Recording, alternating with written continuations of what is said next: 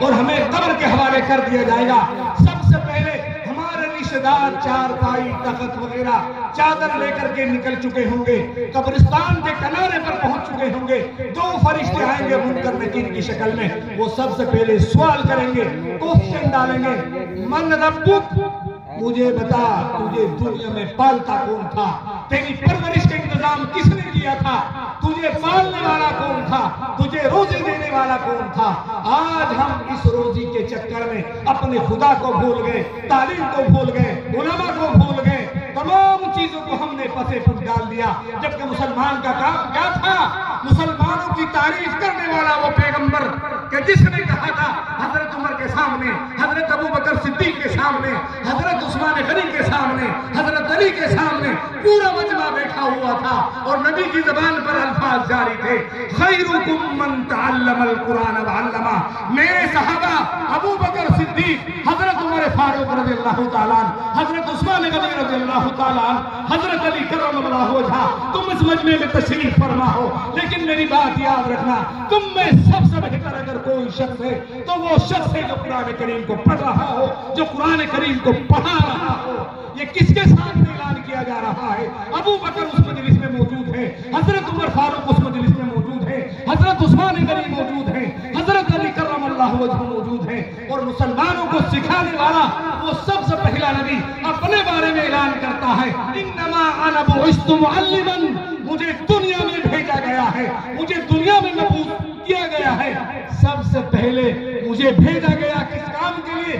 مجھے ٹیچر بنا کر کے بھیجا گیا ہے، مجھے معلم بنا کر کے بھیجا گیا ہے۔ میں دنیا میں آیا ہوں تعلیم پھیلانے کے لیے، تعلیم کا سلسلہ جاری کرنے کے لیے، کیونکہ میرے رب نے سب سے پہلے جو آیتیں میرے اوپر نازل کی تھی وہ 5 آیتیں تھی۔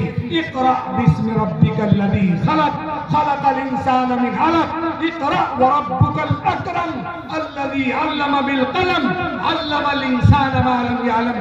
انسان کو اللہ نے وہ علوم سکھا دیے جو انسان آج تک جانتا تھا، آج تک جانتا تک نہ تھا۔ آج انسان کے سامنے علوم کو اللہ نے پھیلا دیا۔ انسان نے جتنی کوششیں کی آج ان کوششوں کا صلہ دیکھ رہا ہے۔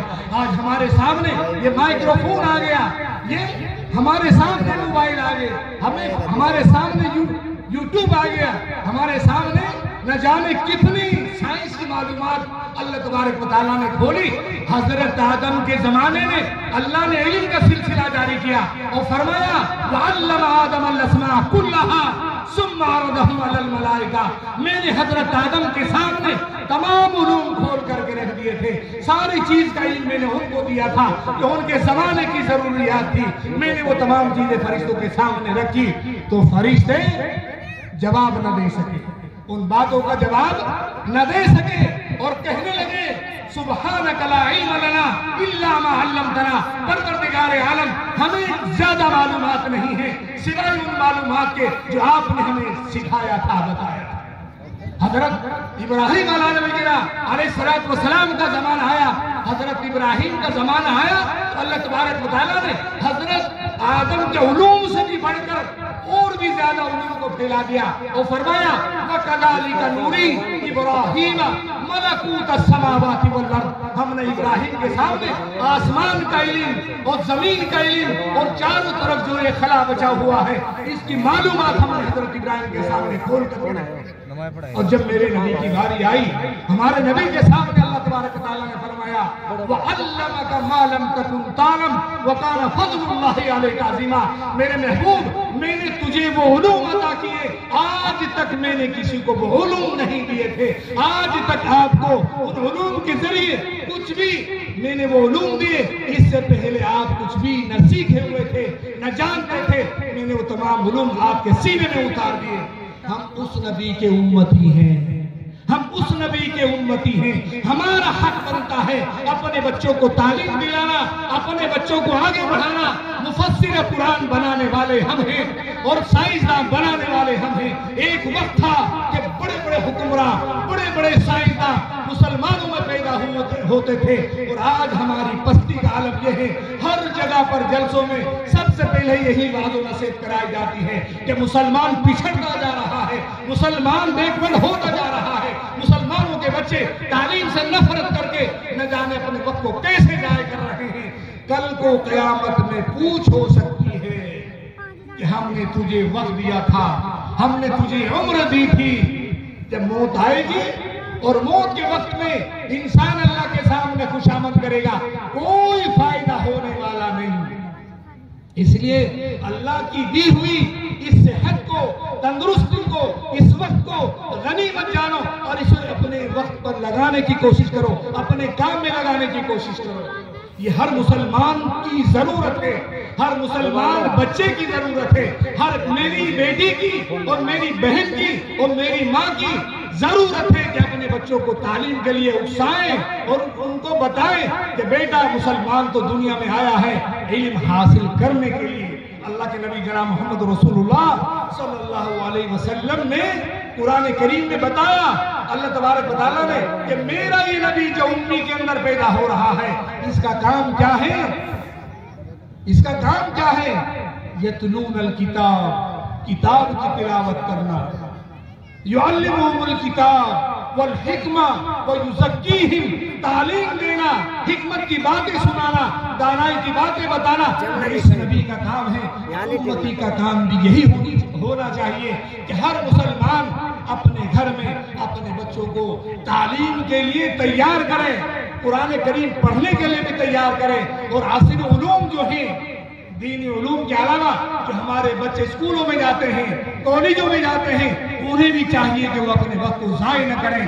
راتوں کی تاریکی میں, تنہائیوں میں, تنہا کمروں میں بیٹھ کر فیس بک پر کسی سے چیٹنگ نہ کریں, واٹس ایپ پر کسی سے چیٹنگ نہ کریں, اپنے وقت کو ضائع نہ کریں. قرآن کریم بتاتا ہے, میں زمانے کی قسم کھا کر کے کہتا ہوں, یہ انسان جو اپنے وقت میں لیڈ لگا کر, اپنے کانوں میں لیڈ لگا کر یہ گانے سن رہا ہے, یہ دوسرے کے بچی سے چیٹنگ کر رہا ہے, یہ اپنے وقت کو ضائع کر رہا ہے, اپنے وقت کو برباد کر رہا ہے. اس کو سوچ لینا چاہیے کہ ان کانوں میں کیا انجام ہوگا, قیامت کے دن ان کا عالم کیا ہوگا, اس میں کس طرح کا عذاب ان کو دیا جائے گا. ان السمع والبصر والفؤاد, یہ کان بھی, یہ آنکھ بھی, یہ دل دماغ بھی اللہ کے قبضہ میں ہے. اللہ پوچھے گا کہ تو نے کانوں سے غلط کام کیوں لیا تھا, تو نے آنکھوں سے غلط کام کیوں لیا تھا, تیرے دل میں برے برے خیالات کیوں آئے تھے. اس لیے ان تمام چیزوں کو وسے پر ڈال دو. مسلمانوں, تعلیم کے لیے آگے بڑھو. مدرسہ اتنا خوبصورت اللہ نے آپ کو عطا کیا ہے, بہت بڑی یونیورسٹیز کو آپ بنا سکتے ہیں, بڑے کالج کی شکل میں آپ یہاں پر یونیورسٹی بنا سکتے ہیں, لا کالج بنا سکتے ہیں, انجینئر کالج بنا سکتے ہیں, اپنی بچیوں کے لیے بہترین دارالبنات بنا سکتے ہیں. آپ کے لیے میدان بہت وسیع ہے, لیکن اس میں آپ کو کوشش کرنی پڑے گی. ہمارے مسلمانوں کو آگے بڑھنا پڑے گا کہ اللہ نے ہمیں زمین دی ہے, اللہ نے ہمیں بڑے بڑے علماء دیے ہیں. یہاں کے سرپرست حضرت مولانا محفوظ الرحمان جیسے بہت بڑے مقرر آپ کو عطا فرمائے, اور یہاں کے جو انتظام کرنے والے اور یہاں کی ذمہ دار حضرت مفتی محمد وقول صاحب, اللہ نے آپ کو عطا فرمائے ہیں. اسی طرح بہت سارے حضرات آپ کا ساتھ دے رہے ہیں, آپ کو بچے کو پڑھا رہے ہیں. بہترین تعلیم کا انتظام آپ لوگوں کے درمیان میں ہے. آپ نے بہت سارے بچوں کا پروگرام سنا, ماشاءاللہ بہت بچوں نے بہت اچھا پڑھا, نعتیں بہت اچھی پڑھی, قرات بہت اچھی کی. میں اس سے بڑھ کر کے کہنا چاہتا ہوں, آپ کے بچوں کو سب کچھ آنے کی ضرورت ہے. کتاب میں کیا لکھا ہوا ہے, اس کا مفہوم کیا ہے, قرآن کا یہ میسج جو اللہ نے 1400 برس ہمیں پہلے عطا کیا تھا, یہ قرآن ہمیں سے کیا کہہ رہا ہے, اس کا معنی کیا ہے, اس کی میننگ کیا ہے, اس کا مطلب کیا ہے, یہ ہمارا بچہ سب کچھ جاننے والا بنے. ایسی محنت کی ضرورت ہے, ایسی محنت کی ضرورت ہے. اس لیے مجھے امید ہے کہ انشاءاللہ یہ پیغام ہمارے تمام مسلمانوں کو یہاں پر تشریف لائے ہیں دور دراز سے, میں سمجھتا ہوں کہ اس پیغام کو انشاءاللہ آپ اپنے دل میں اتاریں گے اور اس محنت کو اور مزید آگے بڑھانے کی کوشش کریں گے. اور اس کے لیے جوان بھی آگے آئیں گے کہ جن کے پاس وقت ہے اللہ نے دے رکھا ہے, وہ اپنے کالجوں سے فارغ ہو کر, وہاں کی تعلیم سے فارغ ہو کر مدرسے سے جڑنے کی کوشش کریں, مسجدوں میں جو ائمہ حضرات ہیں ان سے جوڑنے کی کوشش کریں, اور تھوڑا اپنی نماز پر دھیان دیں, اپنے اسلام پر دھیان دیں, اپنے لباس پر دھیان دیں, اپنی زندگی کو بدلنے کی ضرورت ہے. اگر آپ نہیں بدلیں گے تو زمانہ آپ کو بدل دے گا اور نہ جانے آپ کہاں سے کہاں پر پہنچ جائیں گے. اس لیے اس برے وقت آنے سے پہلے اللہ ہم سب کی حفاظت فرمائے, ہمیں اسلام کو سمجھنے کی توفیق عطا فرمائے, اپنے ایمانی جذبے کے ساتھ میں اپنے قرآن پاک کو سمجھنے کی توفیق عطا فرمائے, مدارس کو سمجھنے کی توفیق عطا فرمائے, اور علماء کی محبت اور ان کا ادب احترام کرنے کی ہم سب کو توفیق عطا فرمائے. میں انہیں چند معروضات کے ساتھ اپنی باتوں کو ختم کرتا ہوں. دعا کیجیے اللہ تبارک و تعالیٰ ہم سب کو کہنے سننے سے زیادہ عمل کرنے کی توفیق عطا فرمائے. وآخر دعوانا ان الحمدللہ رب العالمین. جزاک اللہ, شکریہ. سن کر بیان آپ کا حیران رہ گئے, سن کر بیان آپ کا حیران رہ گئے, نکلے نہیں ارمان دل کے رہ گئے, نہ یہ باتیں ختم ہوتی نہ یہ رات ختم ہوتی, پیاس جو دل کی بجھتی تو کچھ اور بات ہوتی.